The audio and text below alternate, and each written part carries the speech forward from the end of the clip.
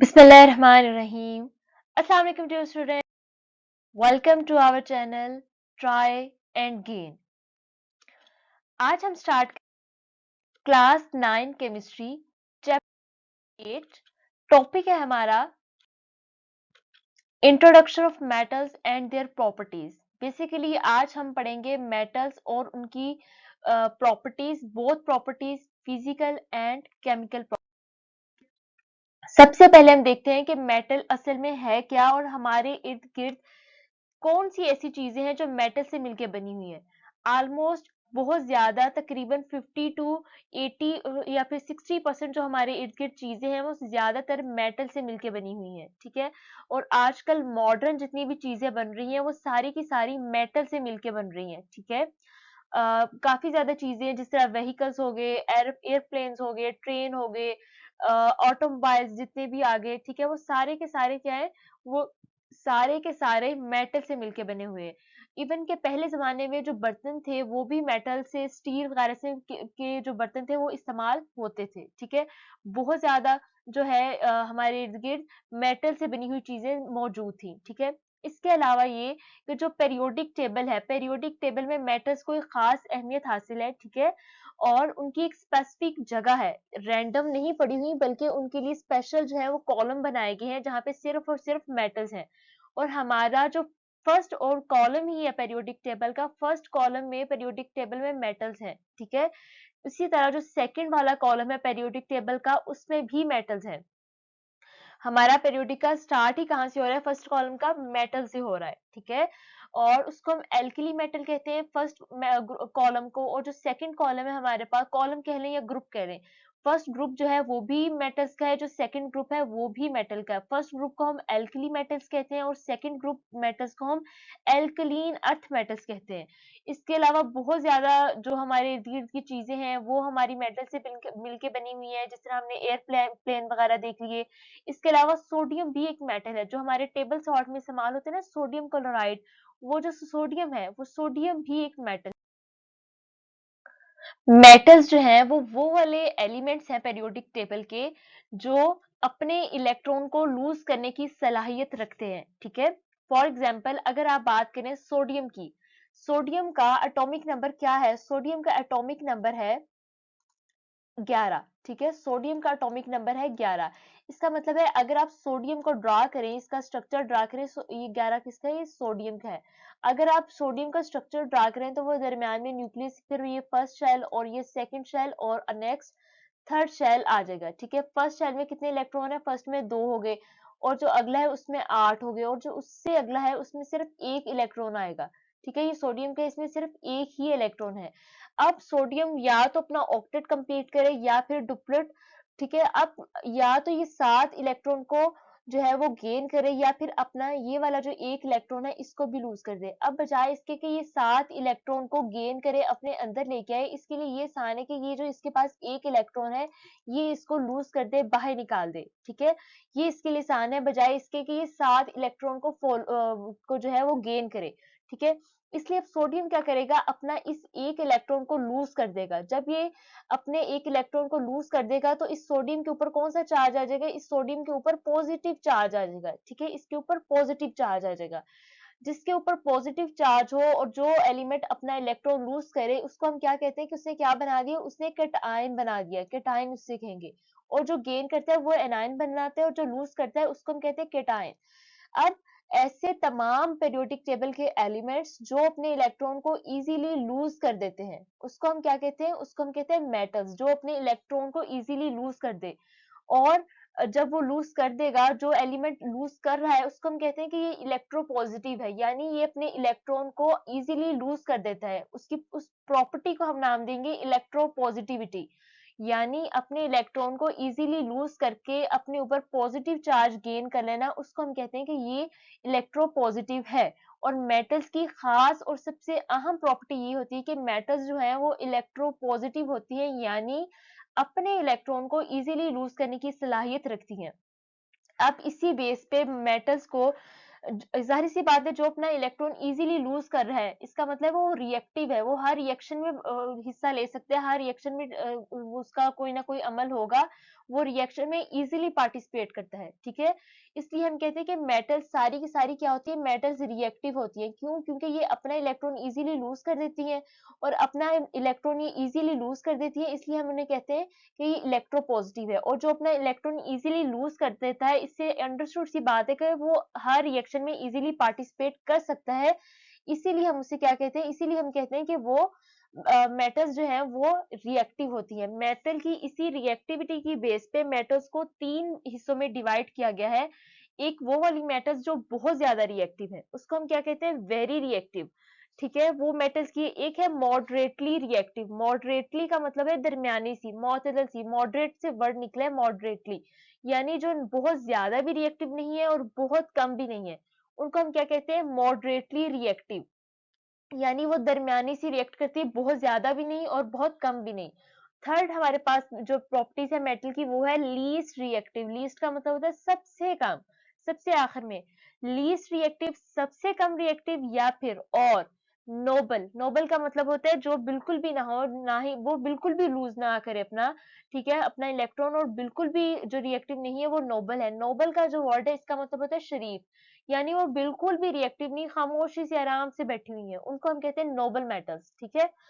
अब हम देखते हैं कि जो वेरी रिएक्टिव मेटल्स हैं वो कौन कौन सी हैं। वो है पोटाशियम, सोडियम, कैल्शियम, मैग्नीशियम और एल्यूमिनियम। सेकंड है मॉडरेटली रिएक्टिव, यानी दरमियानी सी, जो बहुत ज्यादा भी रिएक्टिव नहीं है और बहुत कम भी नहीं, वो है जिंक, आयरन, टिन और लेड। नेक्स्ट है हमारे पास लीस्ट रिएक्टिव। लीस्ट रिएक्टिव कौन कौन सी है, कॉपर, मरकरी, सिल्वर और गोल्ड। अगर आप देखें पेरियोडिक टेबल को, ये पेरियोडिक टेबल का थोड़ा सा एक पार्ट दिखाया है, ठीक है। ये कंप्लीट पेरियोडिक टेबल तो नहीं है, लेकिन आपकी बुक में जितना पेरियोडिक टेबल था वो इतना था। अब आप देखें, ये जो ऊपर 1 लिखा हुआ है ना, आपको ये नजर आ रहा होगा, जहां पे मेरा ये कर्सर घूम रहा है, लाइट मेटल्स के बिल्कुल नीचे 1 लिखा हुआ है। इस 1 का मतलब है कि ये फर्स्ट कॉलम है पेरियोडिक टेबल का। नेक्स्ट आपको नजर आ रहा होगा, यहाँ पे लिखा हुआ है 2। 2 का मतलब है कि ये सेकंड कॉलम है, ठीक है। इसी तरह ये 13, 14, 15, 16, 17, और ये अब आप देखें, ये जो येलो कलर में दिखाया गया है ना, ये येलो सारी की सारी क्या है, ये मेटल्स हैं। अब यहाँ पे जो था वो आधा पेरियोडिक टेबल था, लेकिन आपकी बुक में अगर थर्ड चैप्टर में आप देखें तो कंप्लीट पेरियोडिक टेबल दिखाया गया है। तो वो जो फर्स्ट ग्रुप है वो सारे का सारा एक्सेप्ट हाइड्रोजन, वो सारे का सारा क्या है, वो सारे का सारा येलो कलर में है। इसी तरह जो सेकंड ग्रुप है वो सारे का सारा येलो कलर में है, यानी वो सारा का सारा मेटल से मिलकर बना हुआ है। फर्स्ट जो ग्रुप है पेरियोडिक टेबल का, उसको हम कहते हैं एल्कली मेटल्स।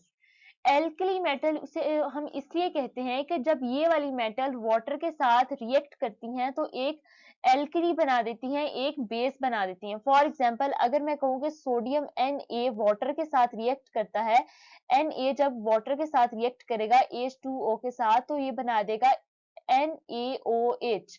NaOH एक बेस है, एक एल्कली है, इसलिए हम कहते हैं कि जो फर्स्ट ग्रुप है वो एल्कली बना देती है, इसलिए हम फर्स्ट ग्रुप की जितनी भी मेटल्स हैं उनको हम एल्कली मेटल का नेम देते हैं। इसी तरह अगर आप सेकंड ग्रुप में देखें, उनको हम कहते हैं एल्कलीन अर्थ मेटल्स, चूंकि वो सारी की सारी, जैसे बेरिलियम, मैग्नीशियम, कैल्शियम, ये सारी की सारी जो मेटल्स हमें मिलती हैं, ये जमीन की सतह के ऊपर से मिलती हैं, इसलिए हम इन्हें एल्कलीन अर्थ मेटल्स कहते हैं। और ये भी जब एल्कलीन अर्थ मेटल भी जब वाटर के साथ रिएक्ट करती हैं तो एल्कली ही बनाती हैं, इसलिए हम इनको एल्कलीन अर्थ मेटल्स कहते हैं। और इन सारी की सारी मेटल्स की क्या खासियत है, क्या प्रॉपर्टी है, सबसे अहम कि ये इलेक्ट्रोपॉजिटिव होती हैं, अपने इलेक्ट्रॉन को इजीली लूज कर देती हैं। ये जो येलो कलर में आपको जितनी भी मेटल्स नजर आ रही हैं, वो सारी की सारी क्या है, वो सारी की सारी, ये वाली जितनी भी आपको नजर आ रही है, ये सारी की सारी मेटल्स हैं, ठीक है। अब हम देखते हैं इनकी इंपॉर्टेंट फिजिकल प्रॉपर्टीज के, मेटल की अहम प्रॉपर्टीज कौन कौन सी हैं। मेटल्स की जो है, एक्सेप्ट मरकरी, सारी की सारी मेटल्स हमारे पास क्या है, पीरियोडिक टेबल में जितनी भी आपको मेटल्स दिखाई गई हैं वो सारी की सारी सॉलिड है। सिर्फ मरकरी एक बाहर, मरकरी कौन सा है, Hg, ठीक है। मरकरी को हम किसे शो करते हैं, Hg। ये वो वाहद मेटल है जो लिक्विड फॉर्म में होती है, बाकी सारी की सारी सॉलिड है। आपने कभी थर्मामीटर में देखा हो कि थर्मामीटर के अंदर एक लिक्विड सा पानी होता है, वो पानी क्या है, वो पानी नहीं होता, वो असल में एक मेटल होती है, और उस मेटल का नाम होता है मरकरी। मरकरी जो है वो थर्मामीटर के अंदर पाया जाता है। इस मरकरी के अलावा बाकी जितनी भी मेटल्स हैं वो सारी की सारी क्या होती हैं, वो सारी की सारी सॉलिड होती हैं। सेकंड ये कि जितनी भी मेटल्स हैं, सिर्फ फर्स्ट ग्रुप जो है ना पीरियोडिक टेबल का जो फर्स्ट ग्रुप है, उन मेटल्स के अलावा बाकी जितनी भी मेटल्स हैं उन सब का मेल्टिंग और बॉइलिंग पॉइंट बहुत ज्यादा होता है। तीसरा ये कि ये जो मेटल्स हैं ये मेटालिक लस्टर होती है और पॉलिश होती है। मेटालिक लस्टर का मतलब होता है इनकी एक चमक होती है। अगर आपने देखा हो कि एक ऐसा लोहा जिसको जंग ना लगा हुआ हो और वो धूप में पड़ा हुआ हो, तो वो चमक रहा होता है, इसकी एक लस्ट्रस होता है, लस्ट्रस अपीयरेंस होती है, वो चमकदार होता है। इसी तरह अगर आप किसी भी जो है वो मेटल को दरमियान से कट करके देखें तो बहुत अच्छा और बहुत ही शाइनी जो है वो अपीयरेंस होगी, बहुत उसकी शाइनिंग होगी। ठीक है, इसलिए हम कहते हैं लस्टर होता है, मेटल्स जो होती हैं वो लस्ट्रस होती हैं और कैन बी पॉलिश, उनको पॉलिश किया जा सकता है। यानी आपने देखा हो शायद कि जो लोहा है उसकी कोई भी प्रोडक्ट हमारे पास हो, लोहे की कोई भी चीज बनी हुई हो, तो उसको हम पॉलिश कर सकते हैं। चौथा ये कि जो मेटल्स हैं वो मेलिएबल है, यानी उसको हम अपने जो है वो हथौड़े के साथ, हैमर का मतलब होता है हथौड़े के साथ उसको हम कोई भी शेप दे सकते हैं। मेलिएबल का मतलब यही है कि उसको हम शीट में रोल कर सकते हैं हैमर के साथ, हथौड़े के साथ, ठीक है। और डक्टाइल होती हैं, उससे हम अपनी वायर बना सकते हैं और give of a tone when hit, जब हम उसे हिट करेंगे तो वो एक जो है टोन देती है। और इसके बाद जो हमारे पास पांचवी प्रॉपर्टी है वो बहुत इंपॉर्टेंट है, वो ये कि जो मेटल्स हैं वो गुड कंडक्टर हैं किसकी, हीट और इलेक्ट्रिसिटी की। अब ये वाली प्रॉपर्टी मैं आपको समझाती हूँ कि ये हीट और इलेक्ट्रिसिटी की गुड कंडक्टर किस तरह से है। वो इस तरह से है कि जिस तरह मैंने आपको कहा कि जो मेटल्स हैं वो अपने इलेक्ट्रॉन को बहुत इजीली लूज कर देती हैं, यानी इलेक्ट्रो पॉजिटिव होती हैं। अब इनके पास जो होते हैं वो फ्री इलेक्ट्रॉन होते हैं, ठीक है। जो फ्री इलेक्ट्रॉन होते हैं वो क्या करते हैं, अब आप देखें कि आपके पास एक लोहा है, ठीक है, ये लोहा है हमारे पास, मैं यहाँ पे इस तरह ड्रा कर लेती हूँ, ये हमारे पास एक लोहा है। आपने क्या किया, आपने इसको हीट करना शुरू कर दिया। हीट करने से क्या होगा, जब आपने इस लोहे के नीचे आग जलाई, ठीक है, आपने इसके नीचे आग जला दी, जब आपने इसके नीचे आग जला दी तो क्या होगा कि ये जो इसके पास इलेक्ट्रॉन्स थे, कौन से इलेक्ट्रॉन, जो इसके पास फ्री इलेक्ट्रॉन थे वो यहाँ पे पड़े हुए थे। जब उन्हें यहाँ से नीचे से हीट मिली तो उन्होंने एक जगह से दूसरी जगह मूव करना शुरू कर दिया। अब आप इसे यहाँ से हीट कर रहे हो, वो यहाँ पे मूव करेंगे, ठीक है। फिर ये जो दूसरा ये यहाँ पे चले जाएगा, ये जो तीसरा ये यहाँ पे चले जाएगा। अब आप देखें कि जब आप लोहे की किसी भी चीज को एक जगह से हीट करते हो तो थोड़ी देर बाद आप देखोगे कि उसका जो दूसरा सिरा है वो भी गर्म हो जाएगा। अब इसी तरह आप एक दूसरी प्रोडक्ट लें, लकड़ी, ठीक है, ये हमारे पास लकड़ी है। इसी तरह आपने लकड़ी को यहाँ से हीट किया, थोड़ी देर बाद आप देखेंगे उसका ये वाला पार्ट गर्म नहीं होगा। जबकि लोहे को अगर आप एक जगह से हीट कर रहे हैं तो उसका दूसरा पार्ट गर्म हो जाएगा। ऐसा क्यों होता है, ऐसा इसलिए होता है कि जो लोहा है वो एक मेटल है जबकि लकड़ी मेटल नहीं है। जब आप लकड़ी को हीट करेंगे तो उसके पास फ्री इलेक्ट्रॉन नहीं है जो एक जगह से दूसरी जगह मूव करें, बल्कि वो जो है उसके पास कोई भी फ्री इलेक्ट्रॉन नहीं है, वो सॉलिड है। और सॉलिड तो लोहा भी होता है, लेकिन लोहा जो है वो मेटल है और इसके पास फ्री इलेक्ट्रॉन्स होते हैं। वो फ्री इलेक्ट्रॉन क्या करेंगे, जब नीचे से उन्हें हम हीट कर रहे हैं उनके मॉलिक्यूल्स की काइनेटिक एनर्जी बढ़ जाएगी और वो एक जगह से दूसरी जगह मूव करेंगे। यही वजह है कि जब जो लोहे को आप एक जगह से हीट करते हो तो थोड़ी देर बाद उसका दूसरा पार्ट भी गर्म हो जाता है, ठीक है। इसी तरह जो लोहा है वो इलेक्ट्रिसिटी का भी बहुत अच्छा कंडक्टर है, यानी लोहे के अंदर से जो है वो बिजली गुजर सकती है, जबकि जो लकड़ी है, लकड़ी के अंदर से बिजली गुजर नहीं सकती। छठा पॉइंट हमारे पास ये है कि इनकी डेंसिटीज बहुत ज्यादा होती हैं। जाहिर सी बात है, जो अगर आप देखें पानी का एक ग्लास लें, उसके अंदर आप लोहे की एक सुई को भी डाल देना, जो नीडल होती है हमारे पास वो लोहे की बनी होती है। अगर आप उसके अंदर एक लोहे की सुई भी डाल देंगे तो वो भी डूब जाएगी। क्यों, क्योंकि वो लोहे से मिलके बनी होती है और लोहा क्या है, लोहा मेटल है और मेटल की डेंसिटीज बहुत हाई होती हैं। इसके मुकाबले में अगर आप लकड़ी का एक टुकड़ा भी डाल दें पानी के अंदर बड़ा सारा, तो वो वाटर के अंदर सिंक नहीं करेगा, बल्कि वाटर की सरफेस के ऊपर फ्लोट करेगा, तैरता रहेगा। क्यों, क्योंकि लोहे जो लकड़ी है उसकी डेंसिटी बहुत कम होती है, जबकि जो लोहा है उसकी डेंसिटीज हाई होती है, बहुत ज्यादा डेंसिटी होती है। यही वजह है कि जो मेटल है वो नीचे सिंक हो जाएगी क्योंकि उसकी डेंसिटी ज्यादा है। लास्ट पॉइंट है हमारे पास, they are hard except sodium and potassium. Sodium और पोटेशियम के अलावा जितनी भी मेटल्स हैं वो सारी क्या है, वो सारी की सारी हार्ड है, यानी सख्त है।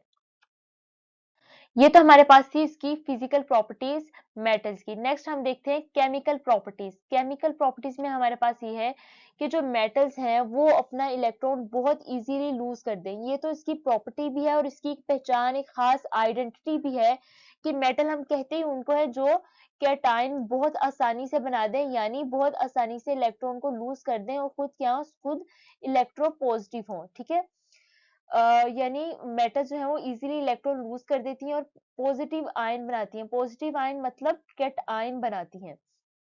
सेकंड ये कि वो बहुत जल्दी ऑक्सीजन के साथ रिएक्ट करके बेसिक ऑक्साइड बनाती हैं।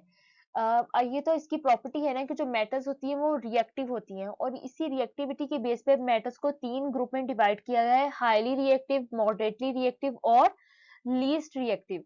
अब ये रिएक्टिव तो होती ही हैं, तो ये ऑक्सीजन के साथ रिएक्ट करके बेसिक ऑक्साइड बनाती हैं। किस तरह बनाती हैं? फॉर एग्जांपल मैंने आपको स्टार्ट में भी एक एग्जांपल दी थी कि जब सोडियम Na वाटर के साथ रिएक्ट करेगा H2O के साथ, तो क्या कर देगा, ये बेसिक ऑक्साइड बना देगा सोडियम हाइड्रोक्साइड, यानी एक एल्कली बना देगा NaOH। यानी जो मेटल्स हैं वो ऑक्सीजन के साथ बहुत जल्दी और आसानी के साथ रिएक्ट करके बेसिक ऑक्साइड्स बनाती हैं। तीसरा हमारे पास ये है, they usually form ionic compound with non metals, कि जब भी ये नॉन मेटल के साथ रिएक्ट करती हैं तो आयनिक कंपाउंड बनाती है। किस तरह? कि जब सोडियम जो है, फॉर एग्जांपल सोडियम क्या है, सोडियम एक मेटल है। सोडियम जब Cl के साथ, Cl किसे कहते हैं, Cl हम कहते हैं ये एक नॉन मेटल है। जब सोडियम और Cl आपस में रिएक्ट करेंगे तो आपके पास क्या बनेगा, हमारे पास बनेगा सोडियम क्लोराइड यानी NaCl। NaCl क्या है, NaCl एक आयनिक कंपाउंड है, क्योंकि सोडियम और क्लोरीन के दरमियान जो बॉन्ड बनेगा वो आयनिक बॉन्ड होगा। सोडियम जो है वो अपना एक इलेक्ट्रॉन लूज करेगा और क्लोरीन उस एक इलेक्ट्रॉन को गेन करेगा। सोडियम के ऊपर पॉजिटिव चार्ज आ जाएगा और क्लोरीन के ऊपर नेगेटिव चार्ज आ जाएगा। सोडियम का जो एटॉमिक नंबर है वो 11 है, जबकि क्लोरीन का एटॉमिक नंबर क्या है, 17। क्लोरीन को एक इलेक्ट्रॉन चाहिए और सोडियम के पास एक इलेक्ट्रॉन एक्स्ट्रा है। सोडियम अपना ये इलेक्ट्रॉन क्लोरीन को दे देगा। सोडियम जो है वो कैटायन बनाएगा और क्लोरीन एनायन बनाएगा और इनके दरमियान जो बॉन्ड बनेगा वो आयनिक बॉन्ड होगा। इसलिए और Cl क्या था, Cl जो है हमारे पास नॉन मेटल है और जो सोडियम है वो हमारे पास मेटल है। कि जब भी मेटल किसी नॉन मेटल के साथ रिएक्ट करता है तो कौन सा बॉन्ड बनता है, तो हमारे पास आयनिक बॉन्ड बनता है और उन कंपाउंड को हम कहते हैं आयनिक कंपाउंड। चौथी इसकी केमिकल प्रॉपर्टी ये है कि ये इनका जो मेटालिक जो बॉन्ड बनते हैं इनके दरमियान वो मेटालिक बॉन्ड बनते हैं। मेटल्स के दरमियान जो बॉन्डिंग होती है वो मेटालिक बॉन्डिंग होती है। ठीक है, जो जितनी भी हमारे पास मेटल है उनकी आपस में जो बॉन्डिंग होती है उसको हम कहते हैं मेटल बॉन्ड और ऐसी बॉन्डिंग को मेटालिक बॉन्डिंग भी कहते हैं।